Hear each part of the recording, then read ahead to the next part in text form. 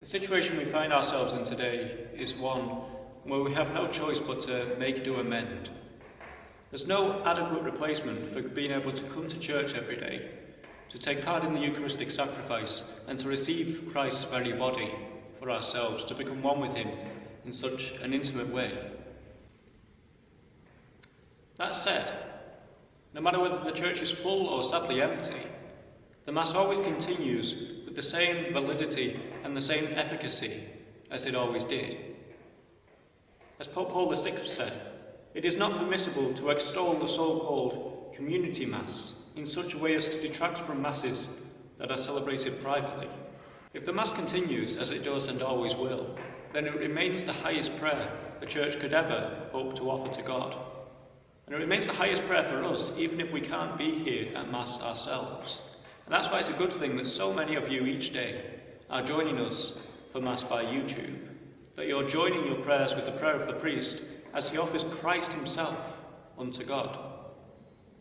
As Goranji said in his book The Holy Mass, in the Christian sacrifice we lay hold on the heart of God himself, who is obliged to accept this offering and to own himself fully satisfied with it. For here on the altar, under the frail appearances of bread and wine, there is something which forces the attention of God himself. So even if we can't be here at Mass, the Mass is still the greatest prayer we could ever hope to offer to God. The Mass depends on the real presence, not on our presence.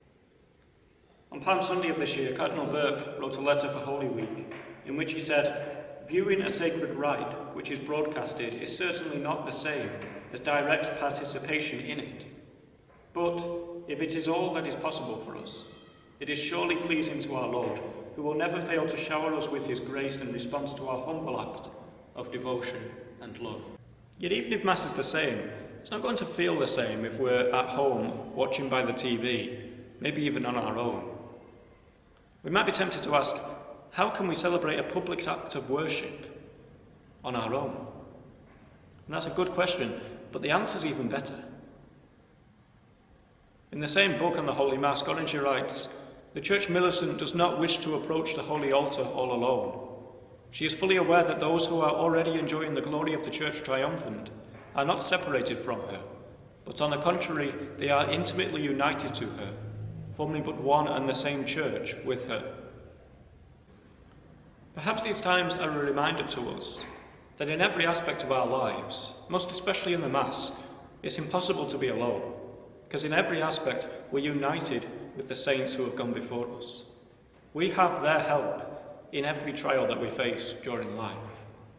They care for us and they pray constantly that we'll be brought to sanctification. When we love God, the saints are foremost our friend and our guide. Before every Mass, let's remind ourselves of this, whether we're at home or whether we're in church. Let's remind ourselves that the saints are with us and that they love us, that they're praying for us. Let's imagine them looking upon God, presenting our prayers to him. Let's imagine them in Mass, looking with us at the sacred host, adoring Christ. It's a good practice to pray before Mass to one of the saints, to ask them for their help, to ask them to guide you through this Mass. Perhaps you could choose one of your favourite saints each day of the week. And if you don't have a particular love for one of the saints yet, maybe you could choose one of the saints who experienced such great miracles during their celebration of Mass in their life.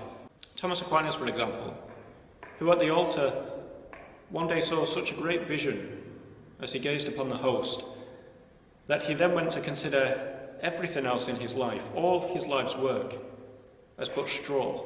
But perhaps you'd like to pray to Philip Neri, who experienced such great visions during Mass, that he got to the point where he couldn't say Mass with anyone in the room because he took so long. His daily Mass lasted hours as he adored Christ, as he loved Christ in the sacred host. This is what we too should be hoping for in our celebration of Mass. That we, with the saints, will look upon God and see him in the host. If not by sight, then by our spiritual sight. That we too should come to love God in his Mass.